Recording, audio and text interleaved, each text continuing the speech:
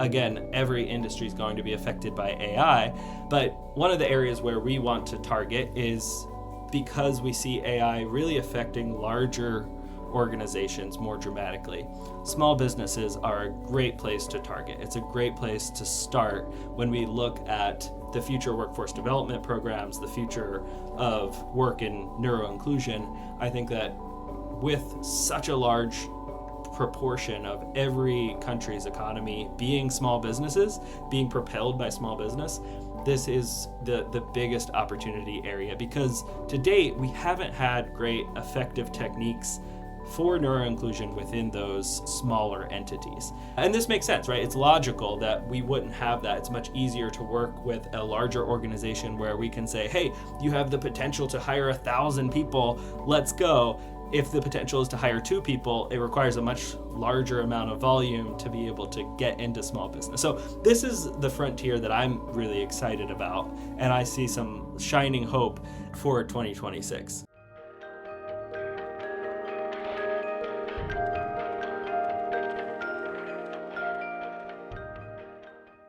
Welcome back to NITW Podcast. I'm Charles Kransberger. I'm a consultant with Neurodiversity in the Workplace.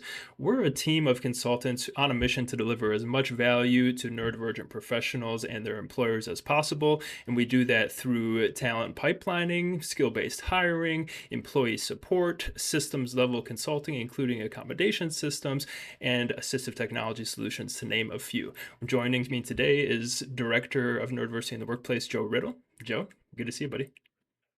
Hello, thank you. Thanks. Excited to have this conversation. We are planning to do a year in review for 2025. So really looking forward to being here, talking to all of you and recapping what this last year has had for us. Yeah, it's been a learning experience for us to launch a podcast this year. And what was really present in our mind back in April when we launched this thing was, how can we be historians and evangelists of this neurodiversity at work ecosystem and movement that you and Sean and some of the members of our team have really been a part of since the inception, right? So to that story, to that effect of telling that story, how would you tell the story of this neurodiversity at work movement for the first 10 years? And then what was the 2025 chapter? Yeah, great question. I think it starts with, like all of our trainings, it starts with defining what it is we were talking about. And I think that there was a common consensus that formed 10 years ago. And Sean on our team knows this best, but I think that it was this idea of there's this population, this specific segment of the population that doesn't necessarily fit into the pre-established areas of support systems that exist, especially in the US. In the US, we have some vocational rehabilitation services, disability services, and they are not necessarily optimized, although there's some great work being done. They're not necessarily optimized for what I would deem a hidden disability or people with lower support needs and a hidden disability. And this is where the neurodiversity at work or neurodiversity in the workplace movement really started to form and to kind of come together. It's like there's a lot of missed opportunity when we're leaving out people who still have a support need, but maybe don't have as much of a support need that a traditional disability services organization would be the ideal caretaker or service provider for that person.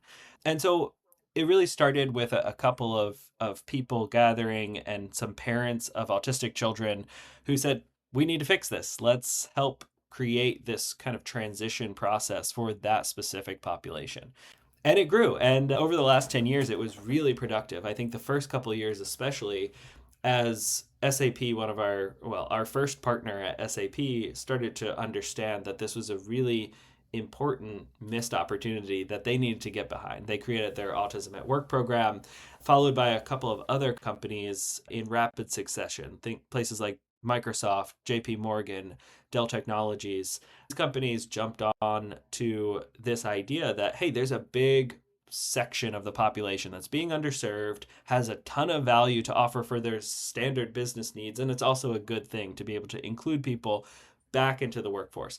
And so the interest started growing. This also coincided with a number of other movements surrounding inclusion, surrounding growth of data science, the growth of AI, there was a little bit of a tech boom that fueled a lot of technologies companies interested in this.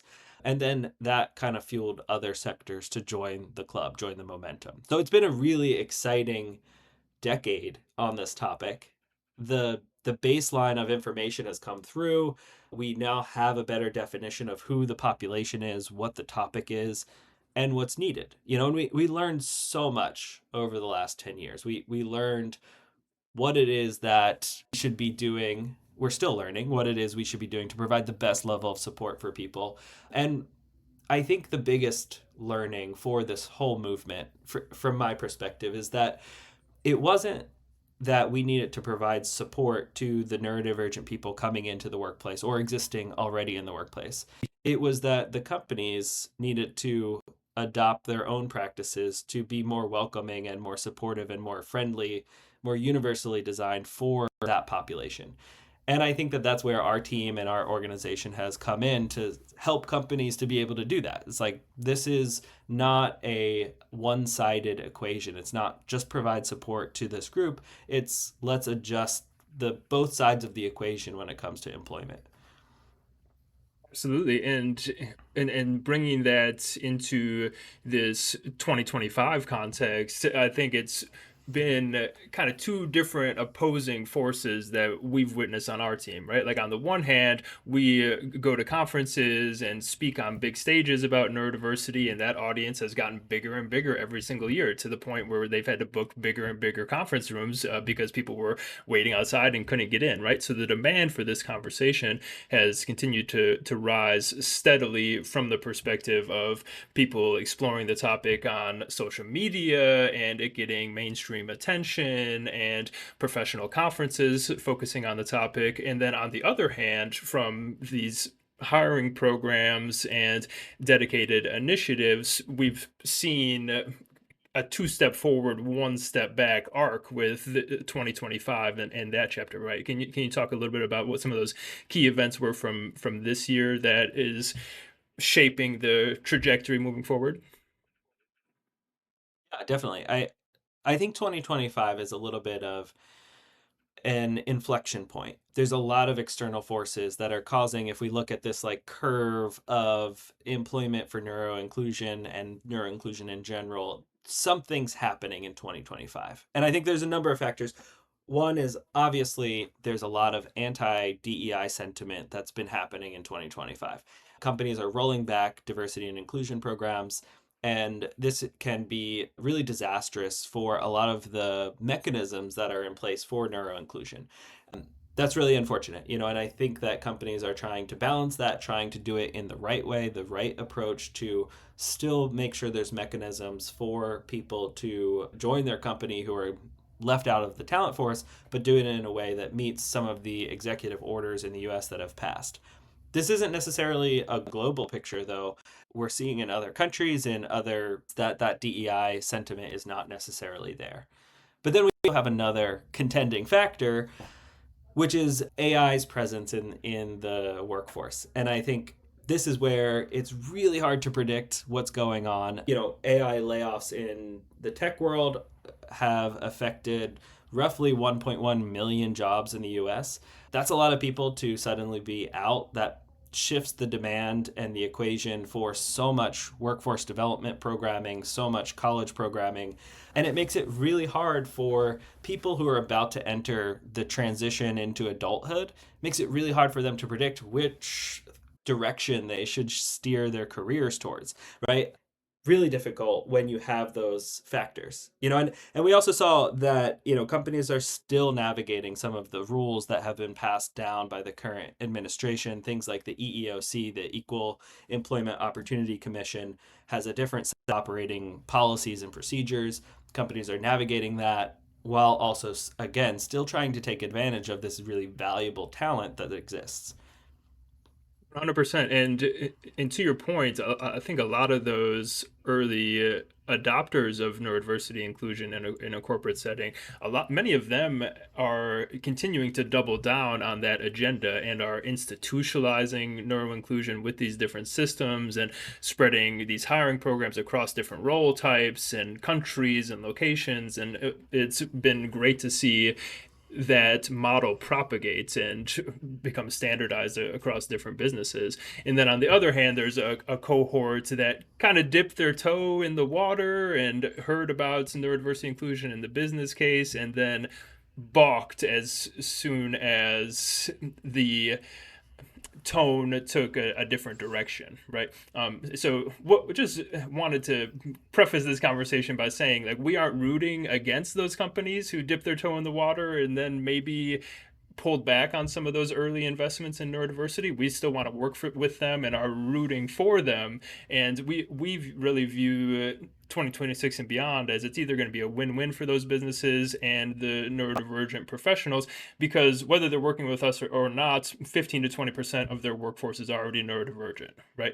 So we're still rooting for them and really hope that this turns into a win-win. And there's many bright spots and bold experiments and wins from 2025 that we want to highlight for the audience, as well as opportunity zones for, okay, as we're charting the course for 2026 and beyond, these are the types of directions that we should take where maybe we're bringing a blind spot into view for win-win opportunity. So how do you see that opportunity for businesses and just across the economic landscape?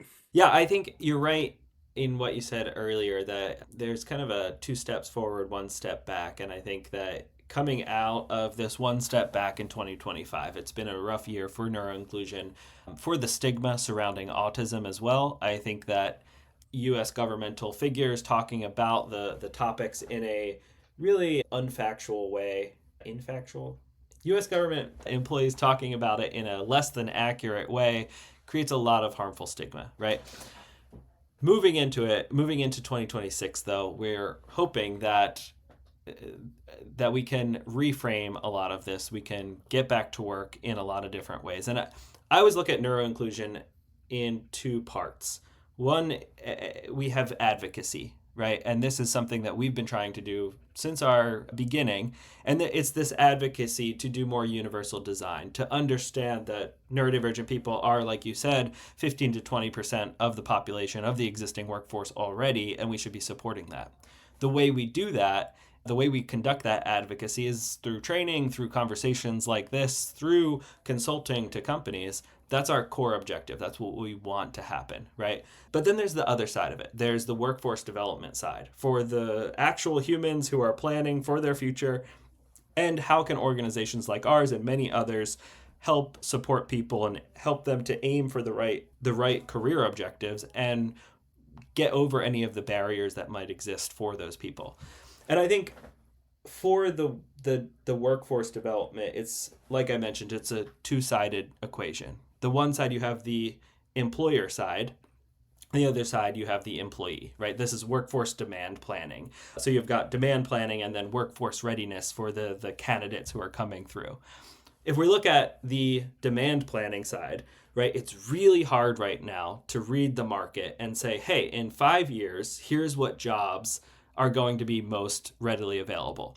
The BLS, the Bureau of Labor Statistics, puts out data on their projections. And there's a couple of areas where they are pretty sure there's going to be growth. And that's in, I think one of them is solar photo technicians or photovoltaic technicians, right? It's the biggest projected growth area. The problem is there's not a lot of jobs. It's just there's going to be a lot more percentage-wise of those jobs available. That's the biggest area. The second largest is home healthcare workers. We can predict really accurately that with the aging population, we're going to need a lot more of them. That has a very high number, probably the most future jobs that we know are going to be predictable. But if we're looking at workforce readiness and workforce development operations, that's not necessarily a job that people are really excited to do. It traditionally is very low paying, and it's not something that requires a lot of schooling. So what we have here is some questions that start to emerge of, okay, well, if we don't know, if we can't accurately predict what the future job growth market is, especially with factors like AI coming into play, how do we best prepare people for just general preparations for a career? And I think it comes back to the standard like economic forces. Like we have competition, we have different areas that we want to target. We look at which industries are going to continue to grow. Again, every industry is going to be affected by AI, but one of the areas where we want to target is because we see AI really affecting larger organizations more dramatically. Small businesses are a great place to target. It's a great place to start when we look at the future workforce development programs, the future of work in neuroinclusion. I think that with such a large proportion of every country's economy being small businesses, being propelled by small business, this is the biggest opportunity area, because to date we haven't had great effective techniques for neuroinclusion within those smaller entities. And this makes sense, right? It's logical that we wouldn't have that. It's much easier to work with a larger organization where we can say, hey, you have the potential to hire 1,000 people, let's go. If the potential is to hire 2 people, it requires a much larger amount of volume to be able to get into small business. So this is the frontier that I'm really excited about, and I see some shining hope for 2026. That was a Right, long absolutely. answer to your question. No, it was well said, and yeah, like you said, for consultants and economists, it's becoming increasingly hard to look into your crystal ball and make those 3 to 5 year projections, just given the multiple disruptions in the marketplace and the pace of change being as rapid as it is. And I think to that effect, the conversation with employers has really changed around the value proposition of neurodiversity inclusion. Again, historically, in that first decade of the movement, being framed as companies are reaching really far for talent, and this is a underutilized talent pool, so the win-win was really obvious, right? And we've seen, particularly with a lot of those groundbreaking companies who entered the space about 10 years ago, not reaching quite as far for talent these days, right? With some of the layoffs, I mean, we had some numbers with our hiring programs where it's hundreds, if not thousands, of candidates applying for different roles, and companies kind of have their pick of the litter. So it's been a year of efficiency being a priority, and I think we've really leaned into that with looking at what are your systems for both those formal accommodations and informal workplace adjustments that can make your teams have less miscommunication and more productivity and efficiency, and taking a look at some of those systems in addition to hiring and widening the aperture of what are we trying to achieve and what pain points are we trying to solve through these neurodiversity inclusion strategies. So yeah, I think a lot of what you were saying paints a very interesting picture to that effect. But I want to go back to some of those different parties that you had mentioned. Like you had mentioned way back in the day, it was the big, broad-shouldered Fortune 100 companies breaking ground into the space that created a lot of momentum and attention, and other organizations who were their peers trying to say, okay, let's emulate these programs and adopt some version of this ourselves. Now we're seeing, like you said, small and mid-sized enterprises being a larger proportion of the conversation. We've had the research and university community partnerships, the government level attention, the professionals and advocates from the community themselves. So who do you think is driving this thing now? Is it still those huge enterprises as the lighthouses? Are other people kind of picking up the baton and taking it from here in 2026 and beyond? Or who do you see as the main drivers of this neurodiversity at work movement?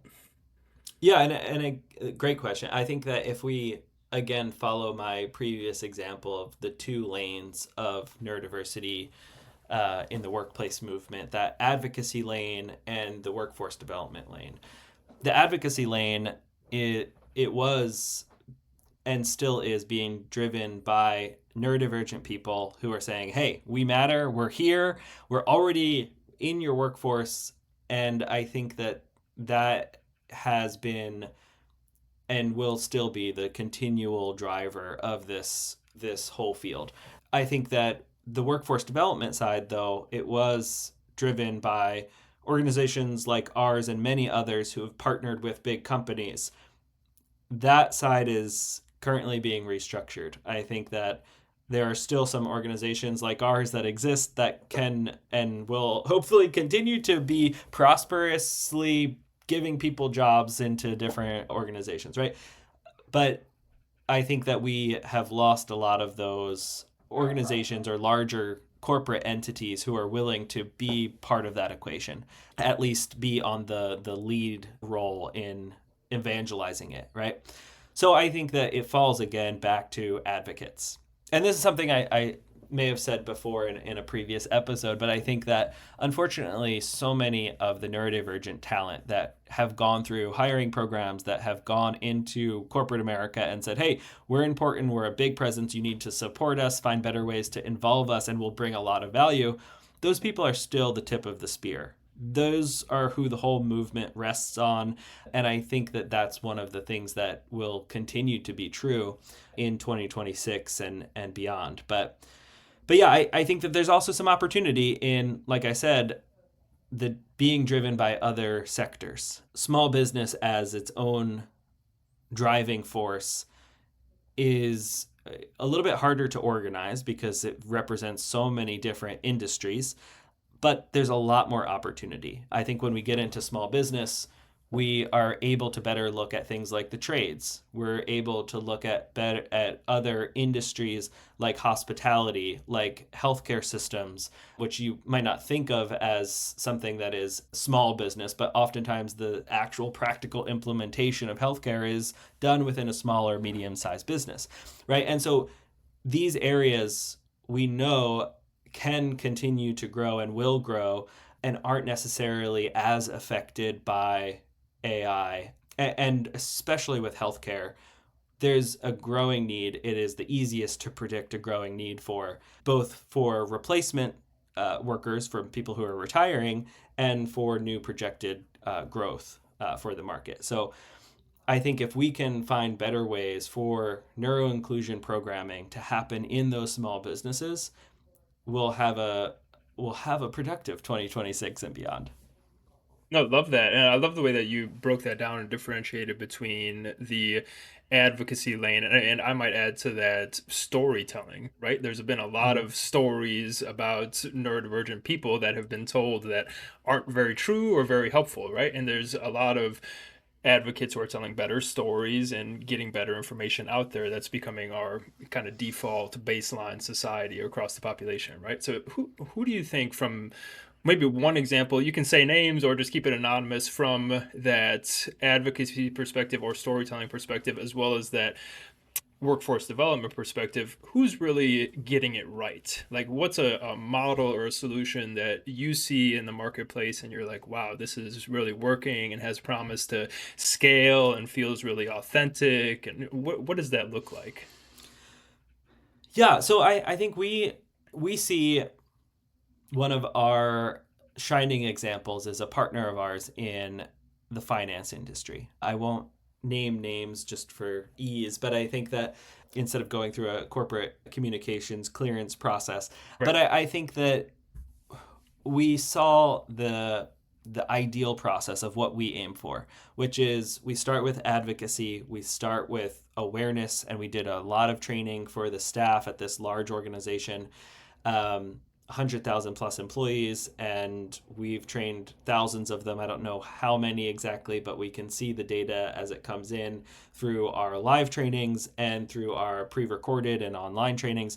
That advocacy then affected some employee resource groups to form. Those employee resources groups sped up the rate of that advocacy. It led to hiring programs, which the hiring programs, what I always say is we might not get the most people hired through that process, but it opens doors to things like HR processes, accommodations processes, support processes, like nothing else. When we can say, hey, there are actual humans that have pre identified that they want these supports, companies are able to really respond to it. And this is kind of like our ideal scenario that's happened a few times where these companies can say, okay, we understood, we hired a small cohort of people that come through, and those cohorts also grew over the years, so they weren't too small recently.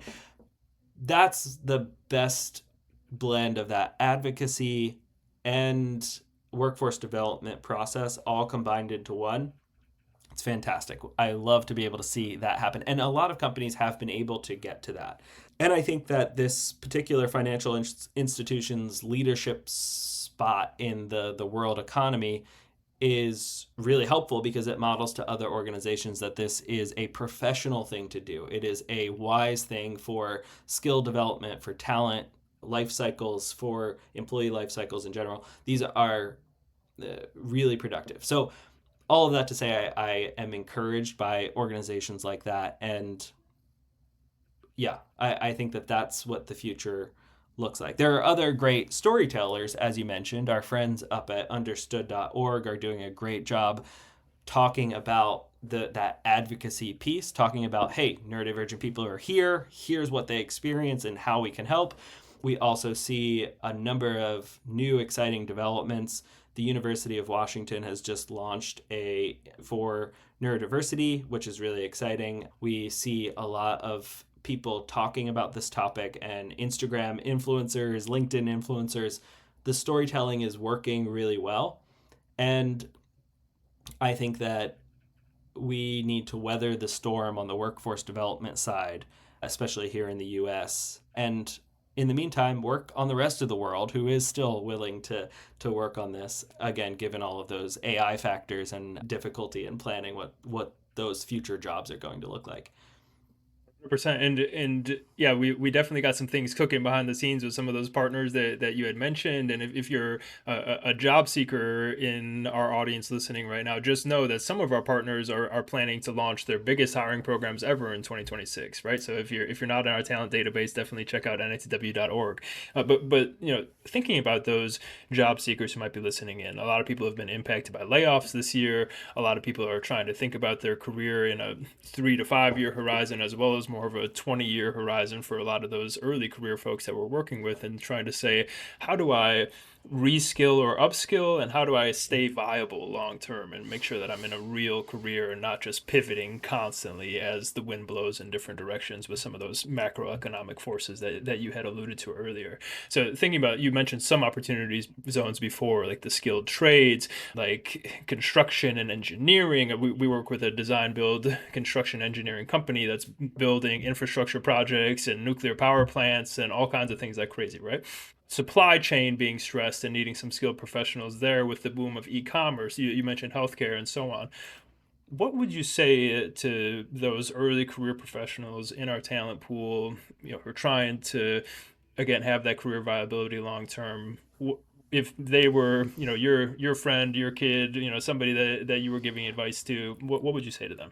So, great question. I think if so, no one is able to accurately predict which career choice is going to be best for a certain person. Right. And I think that we can make some generalized statements like right now it's not a great time to go into software development, right? AI is making a lot of headcount reductions happen there, right?